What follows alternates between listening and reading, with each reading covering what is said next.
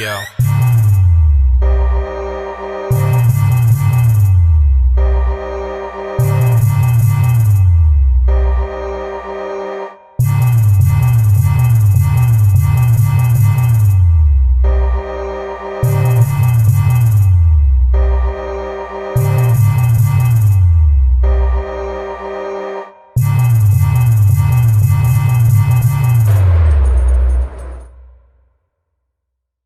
Happening, y'all? What's happening? I'm happy to be back, y'all. I know it's been a minute since we had the Martymar show. I've been grinding, doing other things. Y'all can see on my shirt, DJ LA. That's a whole nother thing. Just check out the Martymar show Instagram. But enough of that. I'm happy to be back. It's almost summertime. We thank God for COVID seeming like it's starting to loosen up and get everybody back open. So today's episode, on another note, is a very serious topic that I thought we need to have this discussion about. We hear people talking about it, but I feel like we don't really have real conversations about it. It's kind of like fluff, and then we move on. But however, I got a good brother of mine. You know what I mean? Good young brother. You know what I mean? Aaron Hatton in the building. He had me on his show. What's the deal? I'm gonna get him to get his show back, but I'm happy to have Mr. Aaron Hatton on today. How you doing, brother?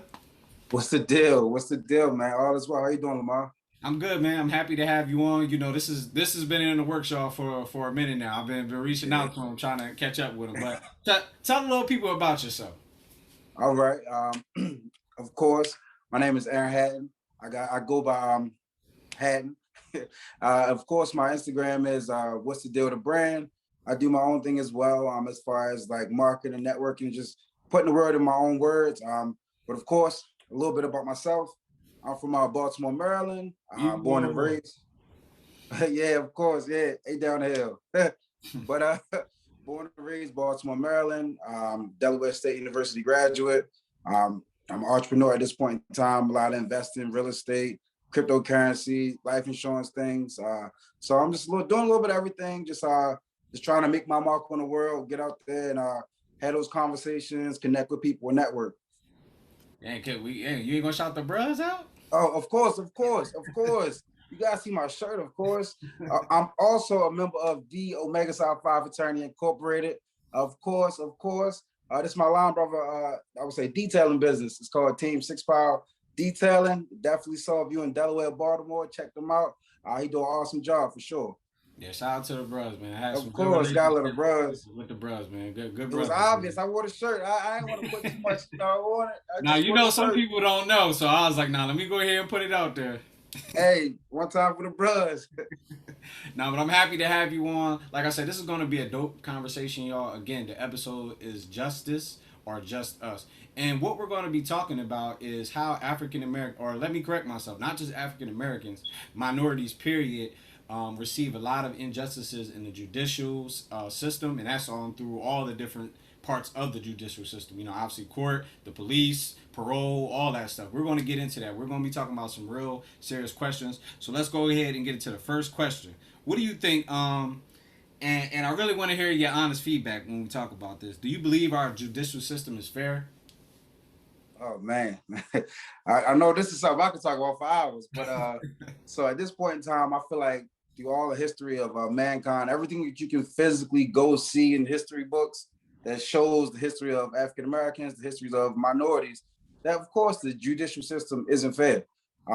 Like for example, like of course slavery ended, we all know, 1865, and then shortly after that, the judicial system or the policing of people started in this country shortly after 1865. So, of course, 4 million slaves just broke out after slavery. Used to be property, now they're free. And the best way to, grasp a hold of that or put a system up against us would be, all right, let's create the police system. So, of course, I don't think it's fair. It's one of those things that had to happen, but, somebody got to get the short end of the sticks. I guess it's just the minorities at this point in time. Yeah, and I definitely agree. I don't believe that the judicial system is fair at all. And this is a true story. One time I went to, I think I had got like a ticket for like my registration. Now I didn't realize that it had expired. Just driving, me and my family. I think we were driving to the Worse. store. Yup. And they pulled me over. I'm like, what am I? I'm not even speeding or anything. He was like, your registration. I'm like, oh wow, I just happened to forget. Anyway, I go to the courthouse, and when I went in to like the little municipal court, it literally was all minorities in there, and it was interesting. I'm like, nobody. Now, mind you, I live in a very diverse area. It's actually more Caucasians than us, but it was literally only us. And then what really amazed me about it was the judge was Caucasian. All the police officers in there that pulled all the minorities over were Caucasian. Even the bailiff was Caucasian. Everybody that worked at the courthouse, but everybody that was in there was minorities. And I was like, that's crazy. And then it was mostly men on top of that. So that really stood out to me. So I agree with you. The judicial system is not fair. So So that's I would say that's one of those situations where you go in there and you go for your ticket, and that, like you said, everybody black and everybody going 11 miles over the speed limit, or everybody in there for the same exact thing. So as you say, like, it ain't fair, but it's the game. I ain't gonna say the game we got to play. It's the game that they playing, I should say. yeah, I definitely agree. But and I mean, the good thing is, I felt like the judge was fair. I will say that she was fair in the situation. As long as I showed my registration, she let me go. So I wouldn't say, because I do want to make things clear, because I know people will assume all people who are not minorities are not bad. Let's just make that Right. clear. You know what I mean? We're not even going to sit up here and act like it's everybody against us, because that's not the case. So I just was Yeah. just saying that depiction of how it looked is what we're kind of talking about. So one of the next questions I want to ask you, what do you think we could do to make the judicial system better? Like, what do you think?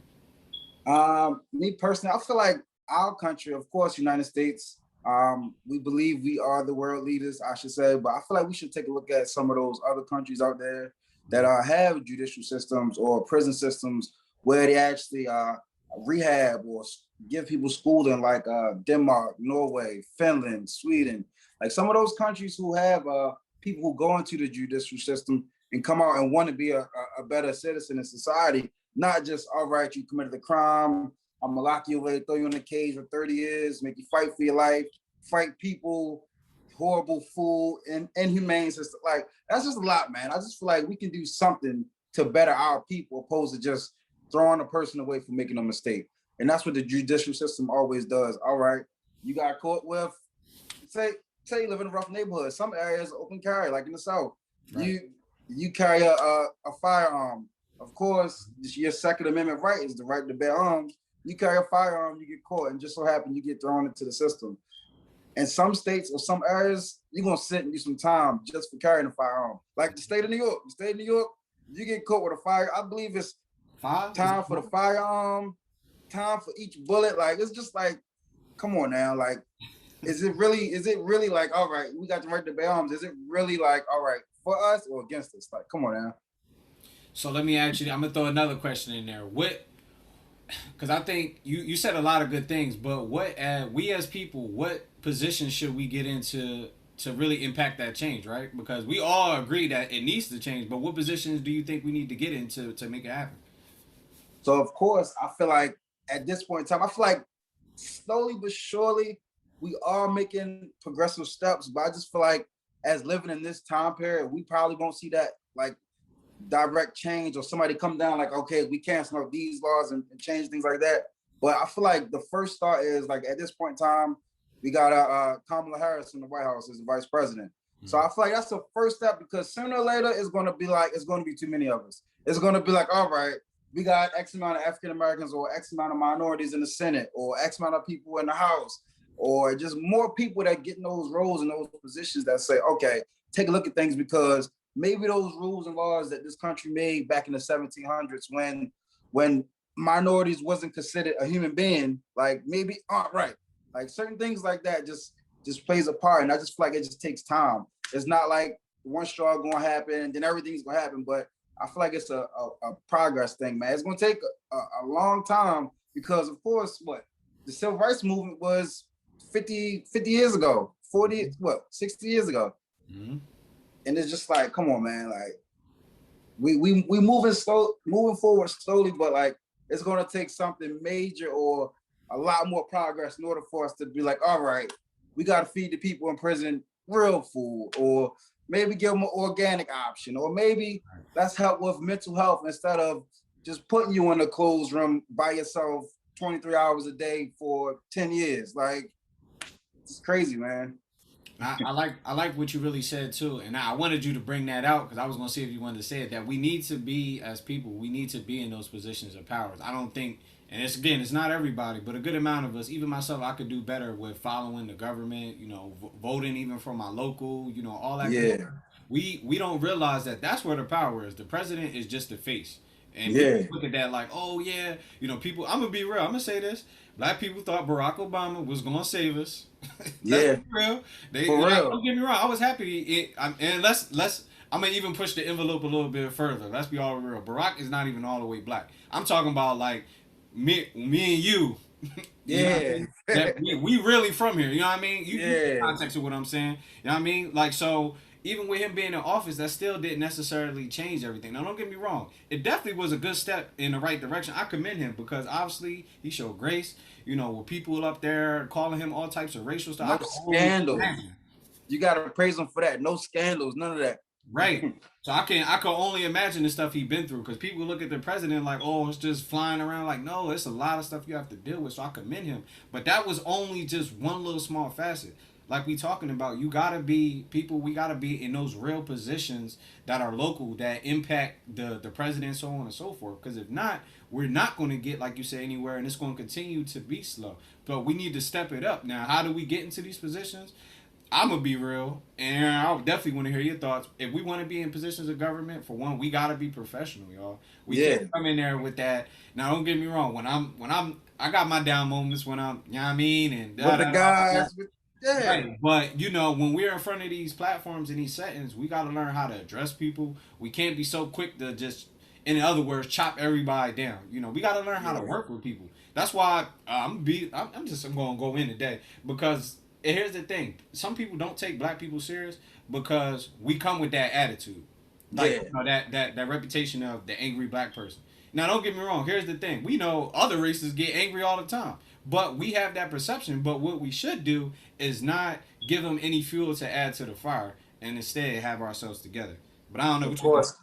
Yep, and handle everything professionally. Because of course, when you go that route, I feel like it's looked at even worse. Like, and you can speak, and you can type an email. I just, Uh, that's how it be, man. It just be like, yep, sincerely, me. Send. yup. That's how it be, man. Now I agree. So let's get into the next question. What are your thoughts on police brutality? I'm interested to hear your thoughts. Oh man, so I'm gonna get real deep with this one, man, because I feel like um, police brutality just varies. I say it just really brings me deals with your upbringing, I should say. Like really, like just life experiences um, basically open you up and see how you view police brutality or not. Like for example, in my neighbor, I'm gonna be real with y'all. So Yeah. in my neighborhood, how I was raised up, I grew up in a rough part of Baltimore, the east side of Baltimore, where I'm at right now, of course. And it's just like certain things that we see and we experience as younger kids, like we have to process that. We have to grow up really quick because it's outside. Like when you grow up in the city, as soon as you step off the porch and go outside, it's just like anything can happen.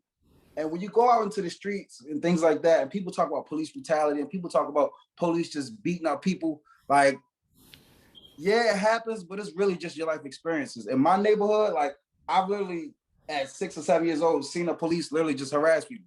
All right, you guys are loitering. Everybody's arrested. Everybody sit on the ground. All right, you guys are doing this. I'm gonna rough you up. I ain't gonna arrest you. I ain't gonna write no paperwork. I'm not gonna give you a fine, a notice, or anything. I'm gonna rough you up, but you're gonna know next time you see me that you shouldn't be doing anything wrong. So certain things that I view as like, all right, well, police brutality is really, really, really out here. It is. I just feel like the biggest thing that's changed over time is the use of the cell phone, man. Cause like, yeah, the cameras on the police, they of course can turn them off, turn them on, but like cameras on your cell phone, man, that's really what has opened the world's eye to what's been happening in the black community. What's police brutality? What's been happening for hundreds of years is literally just like in HD now. It's literally just in HD. Like, all right, I got it on my phone. I can send it to you on Instagram by a click of a button, but we just continuously watch it over and over again. Crazy, man. Now, how did that? Hearing you talk about you saying you 6 years old when you saw that, like, what? Knowing what you know now, How did that, like, matter of fact, how did you feel at that age? Because 6 years old, that's very young. So how did you feel? And this is another thing I'm saying about how it really depends on your upbringing.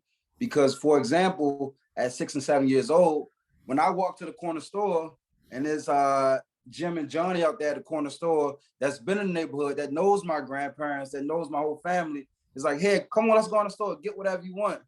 And then when I leave out the store, I'm walking down the street, but then 2 weeks later, the police is beating up on Tim and Jimmy and Johnny, like, all right, cool. Like I see, like, dang, these people around here nice. Like it's our neighborhood. We from around here. We taking care of us. But at the end of the day, when the police come around, it's just like they beating up the neighborhood heroes. So of course I'm gonna feel some police always come around here and taking Tim and Jimmy to the jail. Now I can't get a snack from the store. Like it's just different things like variables that play in and just like upbringing situations, or some African Americans or some minorities who might be in suburbia America, who's never been in the city, who might just be like, dang, all the stuff I see on TV about Black people is crazy. Like all the stuff I see about police brutality is real because Black people act like this. But it's just like you never have those experiences. You never really have those direct interactions with the police on a level that certain people in certain areas or like small towns, like for example, in some of the southern towns like Alabama, North Carolina, South Carolina, Georgia, I'm positive in some of those towns, if you go down the wrong street and you come across the wrong neighborhood and they call the police, at this point in time, you literally pray. Like you literally just like, what are you doing out here, boy? Type of thing. Like, so it's just like, it really just depends, man. Like it really depends on where you was brought up at, your viewpoint on it, and what your family exposed you to and didn't expose you to. So that's my viewpoint on police brutality. Now let me ask you this: can you give us a little bit insight about Baltimore? Because many people have not been. I've been to Baltimore. I've been to now. I don't remember where I was at, but I know when I got there, it was some rough parts and then it was some good parts. So like, what are the demographics for like Baltimore? Like, tell us a little bit about Baltimore.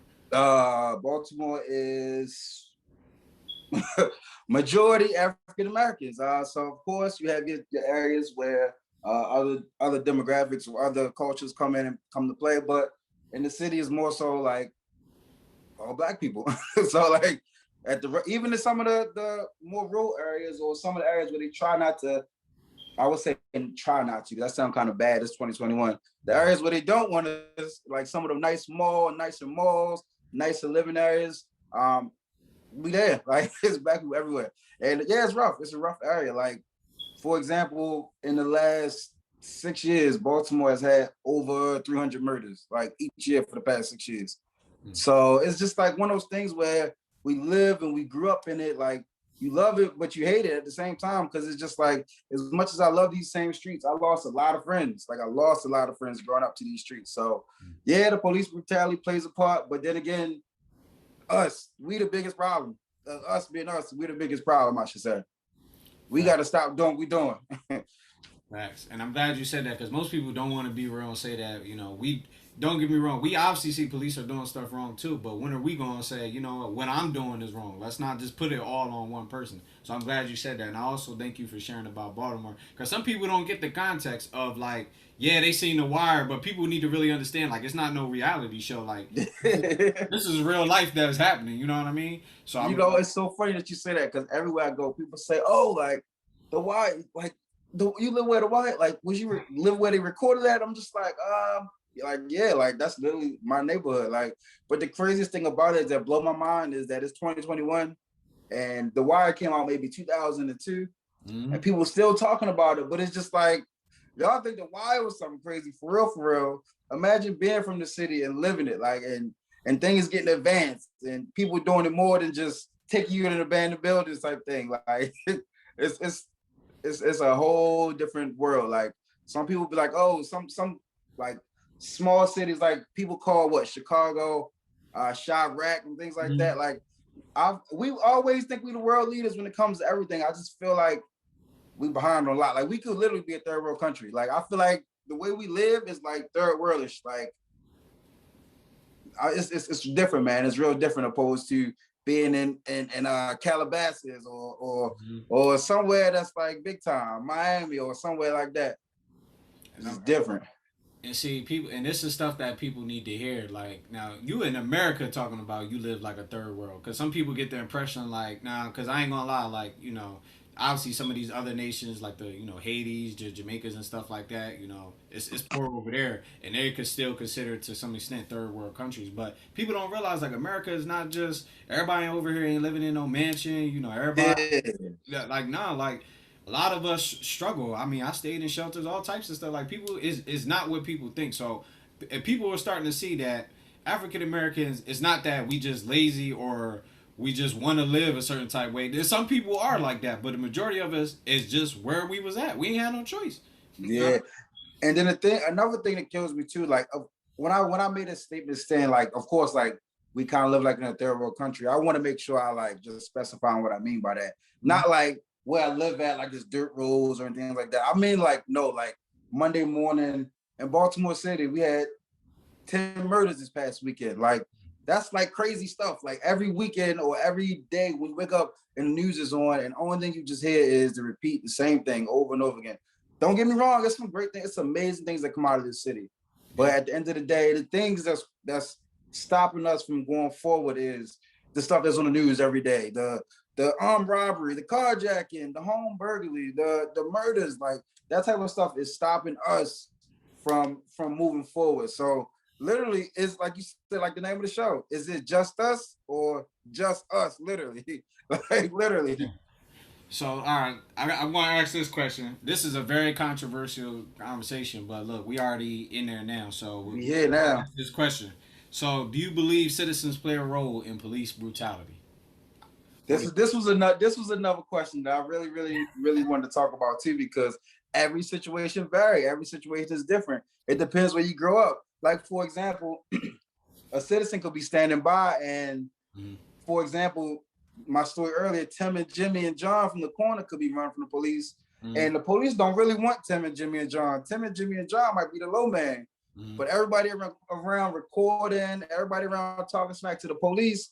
Now the police feel as though, all right, I ain't gonna lock all y'all, but who I got in custody is going to get the battle. Like he's going to get the worst of the worst. So of course they rough police be police. Police rough you up, do that thing to you, whatever, throw Mm-hmm. you in the back of a police car. But at the end of the day, I'm not gonna say the citizens make it worse. I feel like more than not likely they make it worse for the victim, like person that's in custody than anything. Because it's just like, yeah, you can make the situation worse as far as charges, but like even like the George Floyd case, man. Like I feel like that police officer literally did that because the way the people was talking to him. Yeah, he had hate for that man, but the way he was just like he was so prideful and like the way y'all talking to me, I'm not stopping. Like y'all the reason why I'm doing this because y'all looking. Like it was like he had an audience and he had to perform basically. That's how I feel like, and that's how it always is. Yeah, I ain't gonna lie. I agree with what you said. You put it in the best words because I do believe. And I agree. I wouldn't say people. Because here's the thing, police do. Here's the thing. Your job as a police officer is to maintain order in a situation. Now you're supposed to do it with some type of calm levelness. Obviously, you should have. You should have. I said. I'm gonna say should have received some type of training and consistent training to be able to handle that mental mindset. Because let's be real, we do got to keep in mind they are people. Like just because they got the uniform on, they still people. But however, Yeah, experiencing everything that they experience, they should have by now experience some level of okay calmness to know okay you got people cussing at you every day. It should be some type of shield, if you will, chill. Yeah, to protect your mind and say, okay, this is what people do. This is the field that I'm in. Now, again, that doesn't mean that they're not going to have moments where they break down and snap. Because let's be real, everybody got their breaking point. Even if yeah, you've experienced it 100 times, that it could be that one day where you want to snap. But I will say this: I witnessed people, and I used to be one of them people because I know I had a situation where I kind of got smart with the officer, and he wasn't even. He was a I'm gonna be all the way real. He was a Caucasian officer, and it was in the South in North Carolina. And don't get me wrong, he didn't. He pulled me over. I felt like for something foolish, but he wasn't even coming at me wrong, and I already got hyped. And I yeah, look back on it now, and at that time, I think I was like 19 or 20, and I'm like, yo, lucky nothing didn't happen. You know what I mean? But I'm like, yeah, why do I have to come off like that? He wasn't even coming at me wrong. And you see some of these videos, again, it doesn't excuse the officer's behavior, but it's like, yo, why are y'all cussing out the officers even before they do anything? This is what I'm talking about. yeah, So going in and F you, you pig, yeah. but then you want them to protect you. You know what I mean? So So I'm gonna play like I'm gonna play not devil's advocate, but I'm gonna play the opposite, the flip side of that. So I agree 1,000% with what you're saying, Yeah. but then again, as people, like I said, it really depends on where you come from, Mm. where you born, where were you born and raised, your experience with the police. And then one thing for sure that I wanted to talk about when we was on this topic while I was on the show, something that plays a real big factor in just like minorities or African Americans. Mm. And I thought about this like I'm thinking about this a lot over the past year. What we deal with is a lot of trauma. Black Yeah. people deal with a lot of trauma. Mm. So, for example, if the police pull up and grab whoever and do that thing to them, and the citizens come up and start yelling, screaming, and hollering, the reason being they may be experiencing that or doing that because the last 2 or 3 times they did it, they came around here might have hurt somebody or broke somebody's arm or Mm. somebody went to jail bloody because that's just the trauma and experience and the situation they experienced before. So it's just like, oh snap, it's the police, and everybody looked up what like we'll try to avoid the police. Like to even to this day, I do nothing wrong, and I drive and I'll be like, oh smack, it's the police. Like Yep. it's the police. Let me get over. Let me turn down this street. It's the police. Check your seatbelt. Yeah, everything. Make sure you use my signals. Everything. Hold up. So I guess now, okay. So now that you said that, but let's be real. Us as minorities, when we have opportunities to get our mental health addressed, do we take the opportunity? Because I know a lot of people. You know what I Oh man. mean? Like, hey, there's counseling here. There's this. There's that. Even myself having my own life coach thing. There's other opportunities, and a part of the reason why I even decided to do that because I felt like it wasn't enough minorities in the field, That and I feel, get it yeah. because let's be real. That perception of I'm about to go to this Caucasian or I don't know, just anybody but somebody of color, psychologist, counselor, whatever. They're gonna have me sit on the couch, tell me about your feelings, blah blah blah. The whole standard counseling thing, and it's not always like that, especially this day and age. Yeah. But it's like, how do you get minorities to see that this is for your benefit? Talking it out. What we want to do or what we do, we hold it in. We all angry, and that's why we lashing out. You know what I mean? Granted, is going to one session going to fix it? No. Is even just going to the counselor going to fix it? No. But that can at least start the process. But as minorities, and again, it's not everybody, but a lot of people are hesitant. So you holding on to the trauma too. You know what I mean? Exactly. And I'm about to get real interested with this one. So it's a lot of like stuff that happen to people. Like you said, like minorities or black people in general just don't go and get that check. Like Yeah. I have family members that go through things that maybe might have happened to them as kids. And it's just like now I'm starting to see it come out in them as adults. I'm just like, what the heck? And like, for example, like I just feel like it's just a pride thing. Like one of the top songs out right now, what is it? Moneybag Yo, Waukesha. He talking to a cup the whole song. I don't know if you heard that song. Nah. Album hot, don't get me wrong, but Waukesha, this is #1 song in the world. He talking to a cup the whole song. And I saw an interview with this dude. He just like, yeah, I go through things. I drink and I do whatever to get my pain away. I'm just like, yeah, I get it, but like at the end of the day, yeah, you got 10, 12 kids, you're doing your thing, you making money, but like that ain't the solution, bro. like, Yeah. like I hate to say it like that, but like that ain't the solution. We gotta do a better job of just recognizing it, man, because it's just like things happen all the time. Like trauma from the smallest things bother people for a lifetime, like for a lifetime, and they don't realize my dad was on drugs or my father was alcoholic, my mom was on drugs, or like it's just like, all right, like you gotta understand, you gotta, like you said, mental health is important. You gotta ask yourself those questions. You gotta see the red flags. You gotta see the signs. Crying, all that breaking down, like all that stuff is just built up with what's in, man. Like people got to get that out because it's just like once you cry, whatever, you feel better, you recalibrate. But at the end of the day, you still ain't got out what's in you. So mental health is important. Please talk to somebody if y'all need it for sure.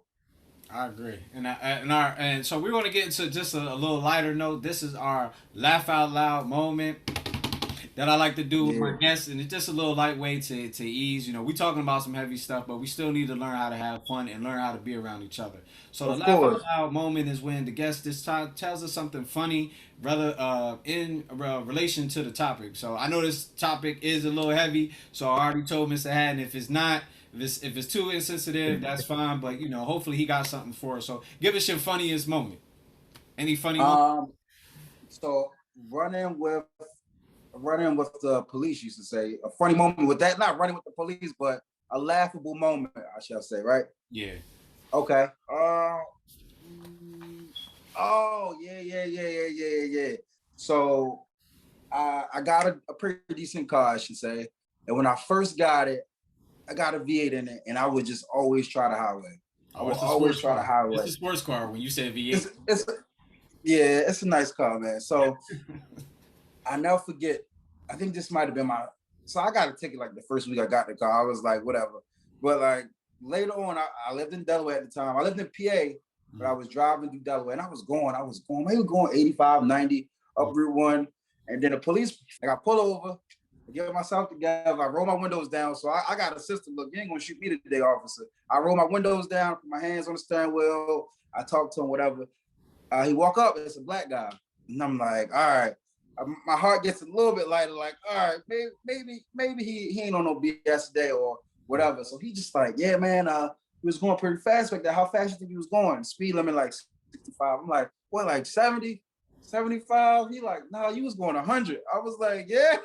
He was like, yeah, you was going 100. I was like, I thought I was going, like, he was just like, nah, man.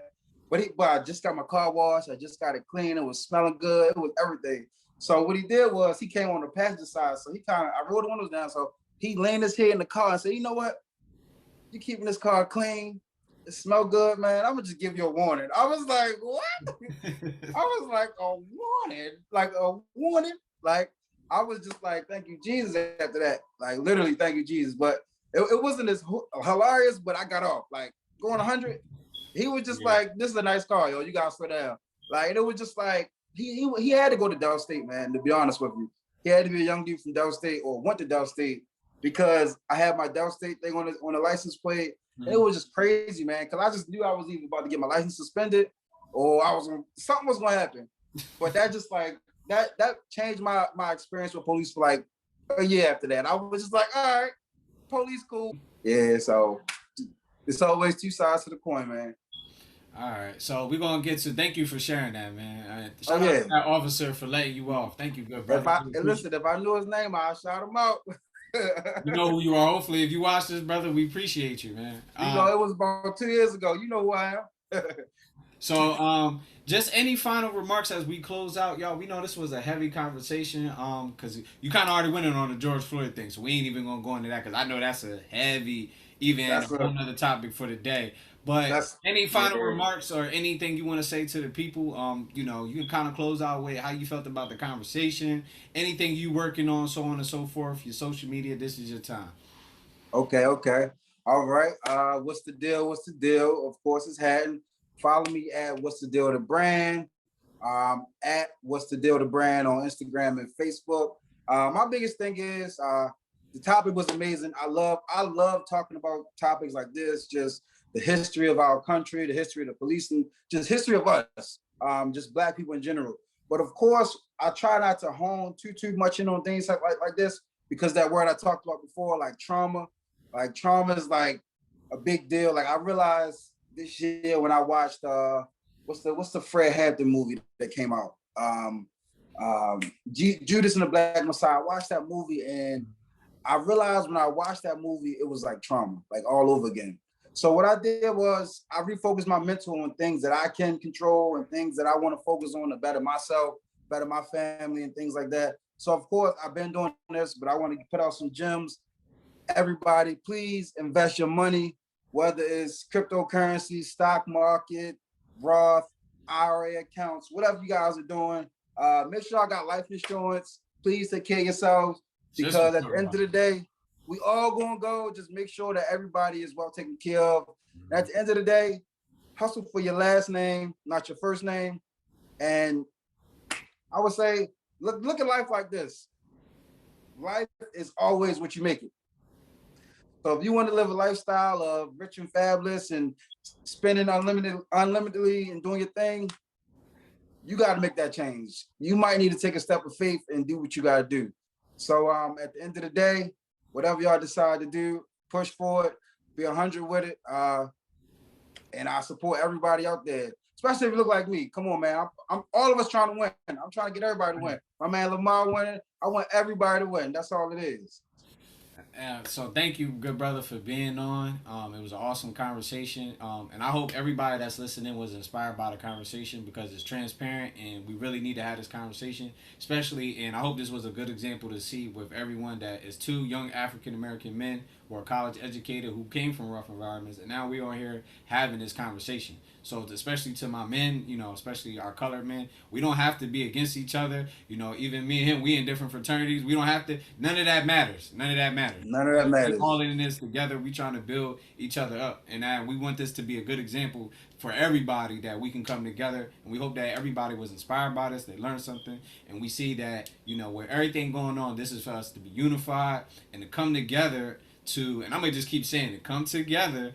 You know what I mean? To develop or impact the systems that are impacting us all over the board, business, education, whatever. We need to have a hand in that, and we can't do We that. have to. We're not in the seats. So with that being said, I thank you for being on, good brother. Episode 8, the Martymar Show, Injustice, or is it just us? To all my followers out there, please continue to support the movement. Please support my guest. I've been on his show as well. What's the deal? Hopefully he comes back with it. With that being Yes, said, sir. y'all, God bless. God bless his people, and enjoy y'all day. All right, have a good one, y'all.